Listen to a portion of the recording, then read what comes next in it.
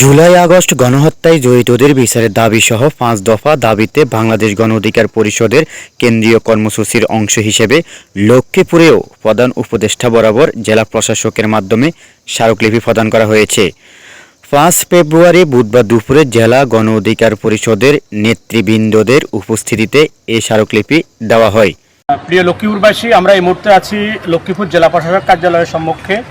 আমরা ইতিমধ্যে জেলা প্রশাসক বরাবর একটি স্মারকলিপি প্রদান করেছি। আমাদের স্মারকলিপির বিষয়বস্তু ছিল জুলাই গণ অভ্যুত্থানে সংগঠিত গণহত্যা ও একদলীয় ফ্যাসিস্ট শাসন ব্যবস্থা কায়েমের মাধ্যমে গত ১৬ বছরের গুম, খুন, উন্নয়নের নামে লুটপাট, অর্থ পাচার সহ মানবতা বিরোধী অপরাধে জড়িতদের দ্রুত সময়ের মধ্যে বিচার ও রাজনীতি নিষিদ্ধ প্রসঙ্গে এইটা আমাদের সারা বাংলাদেশে কেন্দ্রীয় কর্মসূচির অংশ হিসেবে লক্ষ্মীপুরে আমরা এই স্মারকলিপিটি প্রদান করেছি। আজকে লক্ষ্মীপুর জেলা গণ অধিকার পরিষদ সহকারে সারা বাংলাদেশে এই স্মারকলিপিটি প্রত্যেকটা জেলা থেকে, বাংলাদেশের প্রত্যেকটি জেলা থেকে এই স্মারকলিপি প্রদান করা হয়েছে। আমাদের যে ৫টা দাবিগুলো আমি আপনাদের সবাই জ্ঞাতার্থে পড়ে শোনাচ্ছি।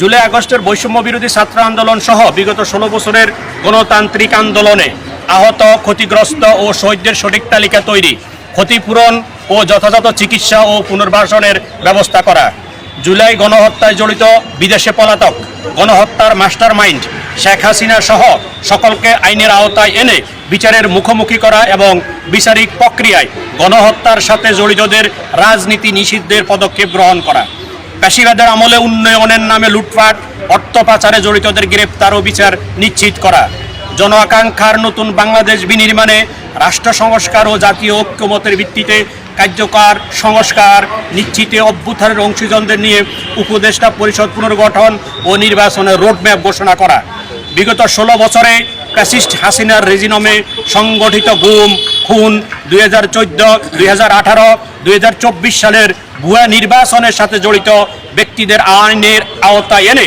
বিচার নিশ্চিত করা।